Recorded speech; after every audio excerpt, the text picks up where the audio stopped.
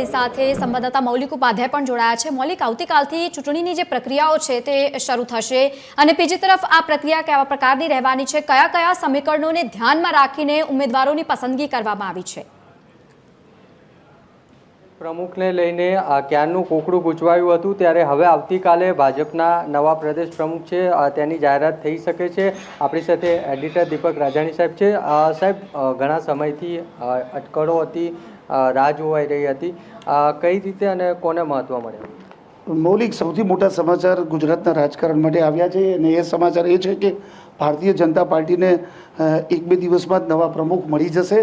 જે આ ચૂંટણી કાર્યક્રમ જાહેર થયો છે એ માત્ર ઔપચારિકતા સમાન કાર્યક્રમ છે એવું માની શકાય, કારણ કે ભાજપમાં જ્યારે ચૂંટણી કાર્યક્રમ જાહેર થાય છે ને જે આગેવાન પ્રમુખ બનવાના છે એનું નામ ડિક્લેર થશે ને એ ફોર્મ ભરશે એટલે જાહેર થઈ જશે, પરંતુ બાકીના કોઈ આગેવાન એમાં ફોર્મ નહીં ભરે। એટલે બહુ સ્પષ્ટ છે।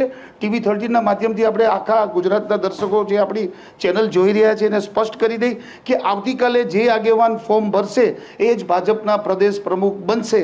ચૂંટણી પ્રક્રિયા જાહેર થઈ છે, પરંતુ ભાજપમાં એવો સિરસ્તો રહ્યો છે કે જે પ્રક્રિયા થતી હોય છે એ પ્રક્રિયા એક માત્ર ઔપચારિકતા સમાન જ હોય છે। જે આગેવાન ફોર્મ ભરશે એની સામે બીજા કોઈ આગેવાન નહીં ભરે એટલે બિનહરીફ ચૂંટણી થઈ જશે।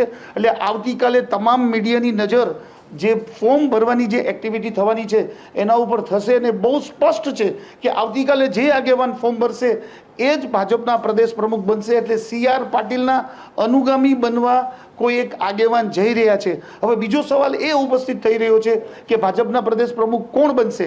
તો અત્યારે ચર્ચા OBC આગેવાનોમાંથી થઈ રહી છે, એમાં જુદા જુદા નામ ચાલી રહ્યા છે। કોઈ મયંક નાયકનું નામ જણાવી રહ્યા છે, કોઈ દેવુસિંહ ચૌહાણની નામની વાત કરી રહ્યા છે, તો કોઈ જગદીશ વિશ્વકર્માના નામની વાત કરી રહ્યા છે। સૂત્રો એવું કહે છે કે જગદીશ વિશ્વકર્માનો ઘોડો સૌથી આગળ દોડી રહ્યો છે, પરંતુ આ તો ભારતીય જનતા પાર્ટી છે। નરેન્દ્ર મોદી અને અમિત શાહની સ્ટ્રેટેજી એવી છે કે તેઓ હંમેશા સરપ્રાઈઝ દેવા માટે જાણીતા છે। એટલે કાલે કદાચ કોઈ બીજું નામ આવી જાય તો પણ નવાઈ નહીં પામાય, પરંતુ એવું લોકો કહે છે કે અમદાવાદથી મુખ્યમંત્રી છે તો પ્રદેશ પ્રમુખ પણ અમદાવાદથી આવશે।